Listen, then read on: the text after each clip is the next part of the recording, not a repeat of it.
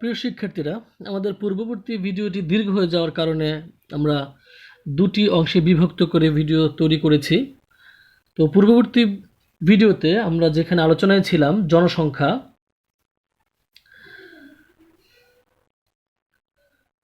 আমাদের আলোচনা ছিল জনসংখ্যাতে 1901 সালে আমাদের দেশের জনসংখ্যা ছিল 2.89 কোটি, 1951 সালে 4.41 কোটি, 2001 সালে 13 কোটি এবং 2015-16তে 15.99 কোটি।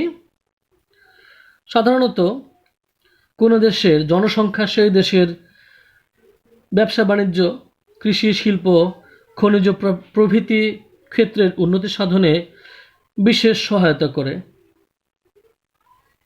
আমরা যদি আমাদের দেশের দিকে খেয়াল করে দেখি, বাংলাদেশ একটি জনবহুল দেশ হওয়ার কারণে আমরা কিন্তু বিভিন্ন ধরনের শিল্প প্রতিষ্ঠানে অল্প খরচে বা স্বল্প মূল্যে শ্রমিক পেতে পারি বা পেয়ে যাচ্ছি, যা শিল্পায়নের ক্ষেত্রে আমাদেরকে বিশেষভাবে সাহায্য করতেছে।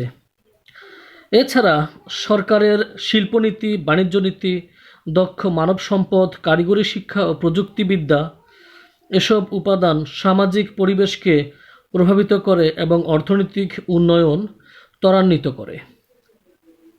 আমরা জানি প্রযুক্তি, কারিগরি শিক্ষা এর উন্নয়নের ফলে আমাদের ব্যবসা বাণিজ্য বা শিল্পক্ষেত্রেও উন্নতি লক্ষ্য করব, যা আমাদের পরিবেশকে প্রভাবিত করার সাথে সাথে অর্থনৈতিক উন্নয়নকেও ত্বরান্বিত বা বেগবান করে। আলোচনার এ পর্যায়ে আমরা প্রাকৃতিক ও সামাজিক পরিবেশের একটি পার্থক্য তুলে ধরব। প্রাকৃতিক পরিবেশ এবং সামাজিক পরিবেশকে আমরা যদি পার্থক্য তুলে ধরতে চাই, প্রথমেই সংজ্ঞাগত একটি পার্থক্য আসে। প্রাকৃতিক পরিবেশ প্রকৃতি প্রদত্ত উপাদান দিয়ে গঠিত এবং সামাজিক পরিবেশ মানব সৃষ্ট উপাদান দিয়ে গঠিত। প্রাকৃতিক পরিবেশের উপাদানসমূহ আমরা ধরতে পারি ভূপ্রকৃতি, মৃত্তিকা, উপকূল রেখা, নদ নদী ইত্যাদি। অপরপক্ষে সামাজিক পরিবেশের উপাদানসমূহের ভিতর জাতি, ধর্ম, জনসংখ্যা, শিল্পনীতি, সরকার ইত্যাদি। প্রাকৃতিক পরিবেশের উপাদানসমূহ স্থির, সামাজিক পরিবেশের উপাদানসমূহ পরিবর্তনশীল। প্রাকৃতিক পরিবেশের উপাদানসমূহ নির্ভরশীল নয়, পক্ষান্তরে সামাজিক পরিবেশের উপাদানসমূহ প্রাকৃতিক পরিবেশের উপাদানের উপর নির্ভরশীল। কিভাবে নির্ভরশীল তা যদি আমরা ব্যাখ্যা করতে যাই, আমরা দেখব নাতিশীতোষ্ণ অঞ্চল বা সমতল ভূমিতে বা কৃষিপ্রধান অঞ্চলসমূহে জনসংখ্যা তুলনামূলকভাবে শীত প্রধান বা যে অঞ্চলসমূহ বরফ দ্বারা আবৃত থাকে ওই অঞ্চলের তুলনায় অনেক বেশি। তাই বলা যায় প্রাকৃতিক পরিবেশ জনসংখ্যা নির্ধারণের একটি নিয়ামক।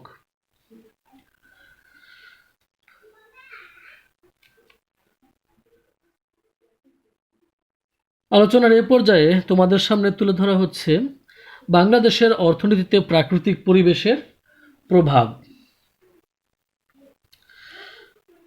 বাংলাদেশের অর্থনীতিতে প্রাকৃতিক পরিবেশের প্রভাব এর আলোচনায় প্রথমেই যে বিষয়টি উঠে আসবে তা হচ্ছে ভৌগোলিক অবস্থান, 2 ভূপ্রকৃতি, 3 উপকূল রেখা, 4 নদ নদী, 5 জলবায়ু, 6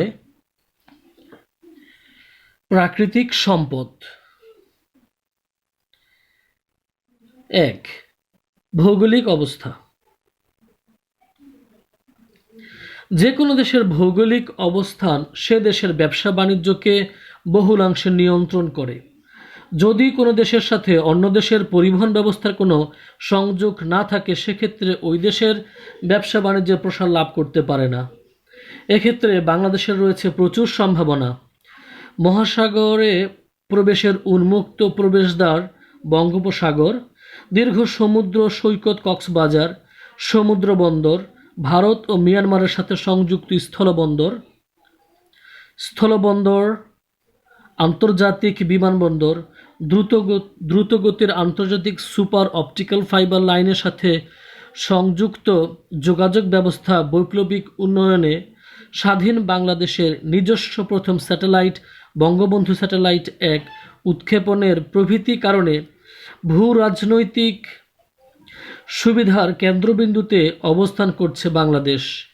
চীন ও ভারতের মতো অর্থনৈতিক পরাশক্তির পার্শ্ববর্তী দেশ হওয়ায় বাংলাদেশ বিশ্ব বাণিজ্য ব্যবস্থায় এবং আঞ্চলিক বাণিজ্যে উল্লেখযোগ্য ভূমিকা পালনে সক্ষম হবে। 2 নম্বর পয়েন্ট, ভূপ্রকৃতি। ব্যবসা বাণিজ্যের ক্ষেত্রে ভূপ্রকৃতির প্রভাব অপরিসীম। বাংলাদেশের পার্বত্য অঞ্চলের রাস্তাঘাট ও রেলপথ নির্মাণ ব্যয়বহুল ও কষ্টকর। নদীগুলো খরস্রোতা বলে নাব্য হয়, সে কারণে পার্বত্য অঞ্চলে পরিবহন ব্যবস্থা খুবই অনুন্নত, ফলে ব্যবসা বাণিজ্য প্রসার ঘটেনি। অন্যদিকে সমভূমিতে রাস্তাঘাট নির্মাণ করা সহজ, নদী নালা খরস্রোতা নয় বলে নৌ চলাচল পক্ষে যথেষ্ট উপযোগী বিধায় বাংলাদেশে ব্যবসা বাণিজ্য সমভূমি কেন্দ্রিক। এক্ষেত্রে সড়ক পথ, রেলপথ, নৌপথ অত্যন্ত গুরুত্বপূর্ণ ভূমিকা পালন করছে। 3য় পয়েন্ট যেটা আমরা আলোচনা করব, জলবায়ু।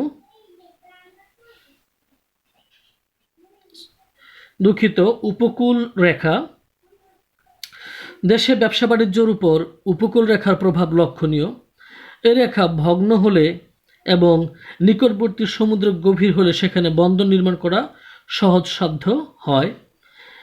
বিষয়টি কিছুক্ষণ আগেও আলোচনা করা হয়েছে। 4র্থ পয়েন্ট, নদ নদী। ব্যবসা বাণিজ্যের ক্ষেত্রে নদ নদীর ভূমিকা অত্যন্ত গুরুত্বপূর্ণ। নদীপথে স্বল্প খরচে পণ্যদ্রব্য আমদানি ও রপ্তানি করা যায়। বাংলাদেশের অভ্যন্তরীণ নৌপথে বেসরকারি খাতে প্রায় 95% যাত্রী ও মালামাল পরিবহন হয়ে থাকে। 5ম পয়েন্ট, জলবায়ু। জলবায়ু দেশের ব্যবসা বাণিজ্যের উপর ব্যাপকভাবে প্রভাব বিস্তার করে থাকে। জলবায়ু পার্থক্যের দরুন দেশের বিভিন্ন অঞ্চলে বিভিন্ন প্রকার ফসল উৎপন্ন হয়। এই কারণে দেশের কোনো অঞ্চল বা কোনো দেশ সব প্রকার দ্রব্য উৎপাদনে স্বয়ংসম্পূর্ণ নয়। তাই প্রত্যেক অঞ্চল বা দেশ নিজ নিজ ঘাটতি পূরণের জন্য বাণিজ্য বা বৈদেশিক বাণিজ্যে লিপ্ত হয়। প্রাকৃতিক সম্পদ।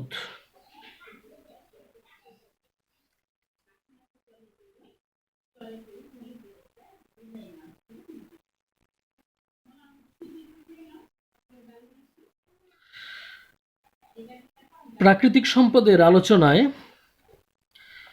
আমরা যে বিষয়টি দেখতে পাই, বাংলাদেশে বিভিন্ন ধরনের প্রাকৃতিক সম্পদ বিদ্যমান। তার ভিতরে উল্লেখযোগ্য মৃত্তিকা বা মাটি, খনিজ সম্পদ, বনজ সম্পদ, মৎস্য সম্পদ। প্রাকৃতিক সম্পদের আলোচনা শুরুতেই আমরা যে বিষয়টি নিয়ে কথা বলবো তা হচ্ছে মৃত্তিকা। মাটির গুণাবলীর পার্থক্যের কারণে এক এক অঞ্চলে এক এক প্রকার ফসল উৎপাদিত হয়। বাংলাদেশের মাটির উন্নত মানের পাট প্রচুর পরিমাণে জন্মে বলে বৈদেশিক বাণিজ্যে পাট গুরুত্বপূর্ণ ভূমিকা পালন করে থাকে। এছাড়া বাঁশ, বেত ইত্যাদি প্রচুর পরিমাণে জন্মে, ফলে এখানে তাঁত, কুটির ও মৃৎশিল্পের প্রসার ঘটেছে। উল্লেখযোগ্য খনিজ সম্পদের ভিতরে রয়েছে কয়লা, গ্যাস, কঠিন শিলা, খনিজ বালু, ধাতব খনিজ, সাদামাটি, সিলিকা বালু, সাধারণ পাথর, চুনাপাথর, শেল এবং খনিজ তেল।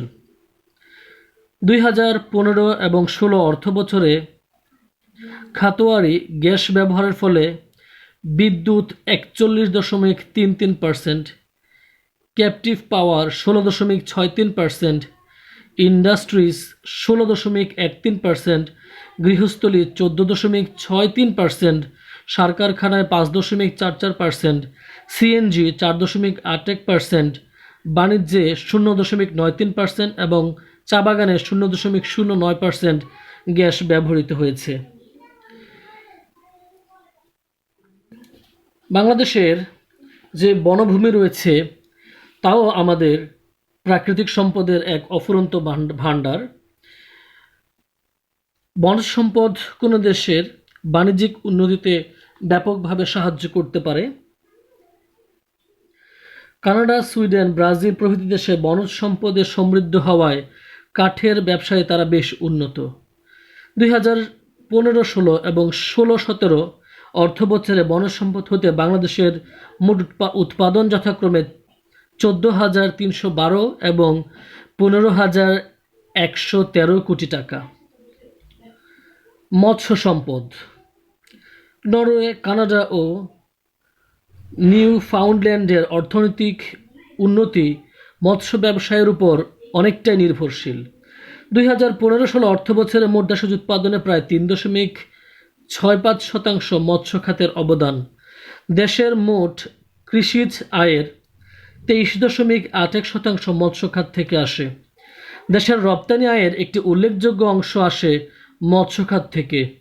আমাদের দৈনন্দিন খাদ্যের প্রাণীজ আমিষের প্রায় 60% যোগান দেয় মাছ। অভ্যন্তরীণ মুক্ত জলাশয় এবং চাষকৃত বদ্ধ জলাশয় থেকে মাছ উৎপাদনে বাংলাদেশ বিশ্বে যথাক্রমে 4র্থ ও 5ম স্থান অধিকার করেছে।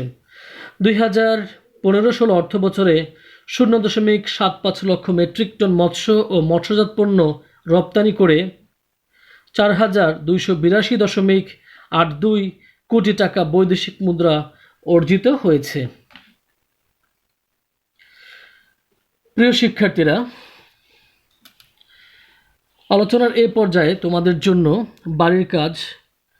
তোমরা বাড়ির কাজ হিসেবে বাংলাদেশের অর্থনীতিতে প্রাকৃতিক পরিবেশের প্রভাব বর্ণনা করো। এটি সুন্দরভাবে সম্পাদন করে আমাদের বাড়ির কাজ জমা দেওয়ার জন্য যে নির্দিষ্ট সময় নির্ধারণ করে দেয়া আছে সেই সময়ে অবশ্যই তোমরা তোমাদের বাড়ির কাজ যার যার সেকশনে জমা দিবে।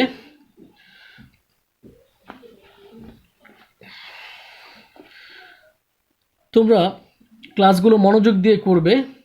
তোমাদের জ্ঞাতার্থে জানানো যাচ্ছে আমরা যে ক্লাসগুলো এখন কন্টিনিউ করতেছি এই ক্লাসগুলো পরবর্তীতে যখন আমাদের কলেজ চালু হবে বা আমাদের স্বাভাবিক কার্যক্রম শুরু হবে তখন পুনরায় এই ক্লাসগুলো আর রিপিট করা হবে না।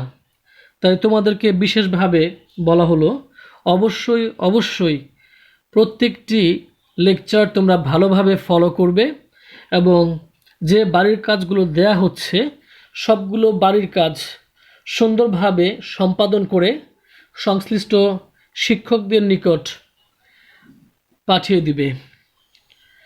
তো প্রিয়